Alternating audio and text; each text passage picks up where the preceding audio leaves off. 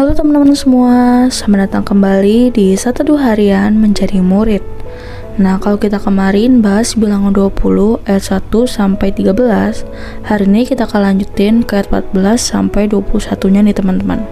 Kita akan membahas tentang Edom menolak permintaan orang Israel melalui negerinya.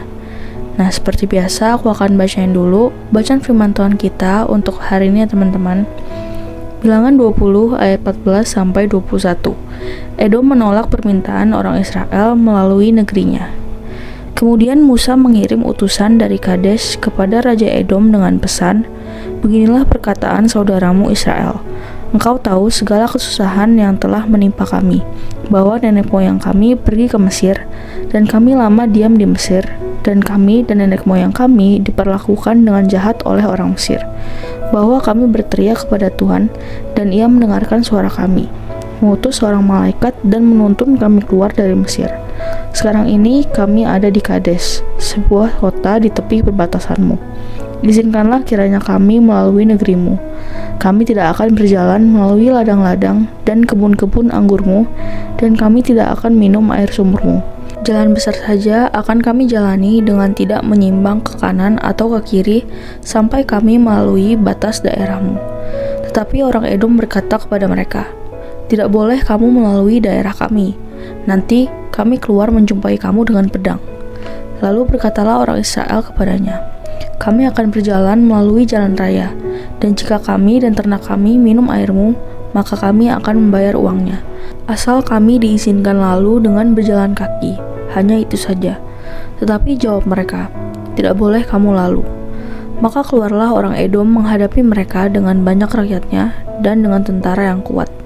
Ketika orang Edom tidak mau mengizinkan orang Israel lalu dari daerahnya, maka orang Israel menyimpang meninggalkannya. Ya, jadi demikian teman-teman bacaan firman Tuhan kita untuk hari ini. Ayo sekarang kita langsung masuk ke renungannya ya guys. Oke guys, menjelang akhir periode penghakiman 40 tahun, bangsa Israel nyari rute alternatif buat masuk tanah perjanjian lewat sisi selatan Kanaan. Tapi ketika mereka minta izin numpang lewat ke wilayah Edom, which is kerabat mereka sendiri, jawabannya adalah penolakan keras. Bayangin deh, mereka tuh udah capek banget jalan di padang gurun. Mereka cuma pengen lewat dengan sopan, gak ganggu, bahkan janji mau bayar air yang diminum. Tapi Edom tetap berkata tegas, tidak. Mereka bahkan keluar dengan tentara besar buat ngusir Israel sendiri. Sedih banget kan? Nah, di ayat 14-16, Musa memulai suratnya dengan kata saudaramu Israel. Bukan formalitas belaka, tapi ajakan buat mengingat hubungan lama Yakub Esau. Tapi sayangnya, rasa persaudaraan itu udah lama hilang. Permintaan itu tulus dan penuh pengharapan. Tapi masa lalu yang pahit ternyata masih berbekas di hati Edom. Di ayat 17, permintaan mereka sederhana. Lewat aja di jalan besar, gak akan mengusik ladang, gak minum air sumur tanpa izin.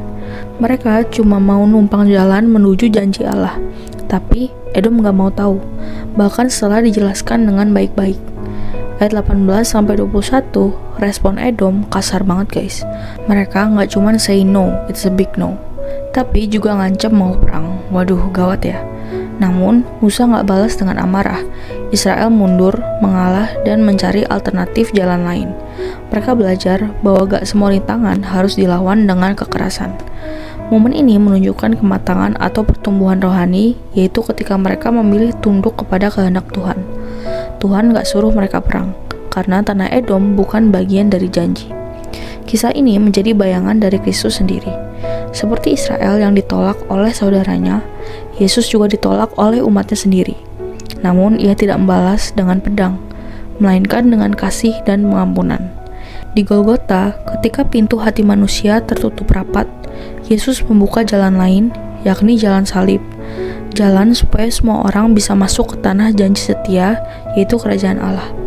Israel harus memutar lewat jalan lain, dan Yesus juga menempuh jalan yang tak disangka dunia, jalan penderitaan untuk membawa damai sejati. Penolakan Edom hanyalah bayangan kecil dari penolakan terhadap Kristus. Tapi dari situ kita belajar bahwa kasih Allah selalu memberikan jalan baru, termasuk usaha manusia menutup jalan lama. Ya, jadi demikian teman-teman renungan kita untuk hari ini. Sekarang aku mau ajak kalian untuk merefleksikan nih guys. Nah guys, itulah seni menjalani hidup ya kan. Life is tough sometimes. Kenapa? Simply karena hidup yang gak berjalan sesuai rencana yang udah kamu rancangkan gak sih? Kamu udah minta baik-baik, udah berusaha dengan cara yang benar, tapi tetap aja ditolak. Itulah why life is tough sometimes. Not because God's absent, but because He's redirecting your steps. Gitu guys. Mungkin kamu lagi di posisi kayak Israel. Pengen lewat aja tapi dihadang. Pengen maju tapi pintu tertutup. But hey, seperti renungan hari ini, a closed door isn't rejection, it's redirection. Percayalah, Tuhan gak sedang menolakmu. Ia sedang mengarahkanmu ke jalan yang lebih aman, lebih tepat, dan lebih sesuai dengan panggilan hidupmu. Sometimes God says no because He's protecting you from something you cannot see yet. Tuhan bisa pakai jalan buntu buat menuntunmu ke arah yang lebih aman dan lebih tepat dalam rencananya. Jangan buru-buru kecewa. Emang sih penolakan menyakitkan, tapi hal itu bisa jadi bentuk perlindungan. Dan sama seperti Israel, mungkin aja kamu sedang diajarkan untuk taat, untuk sabar, dan untuk kreatif memakai waktu sambil menanti janji Tuhan. Yuk bisa yuk, tetap percaya, tetap bergerak walau jalannya muter dulu. Nah lalu, pertanyaan efektif untuk hari ini ada 3 nih guys. Yang pertama, apa yang kamu pelajari tentang Allah dari penolakan yang dialami Israel? Yang kedua, pernahkah kamu merasa ditolak padahal sedang taat pada Tuhan?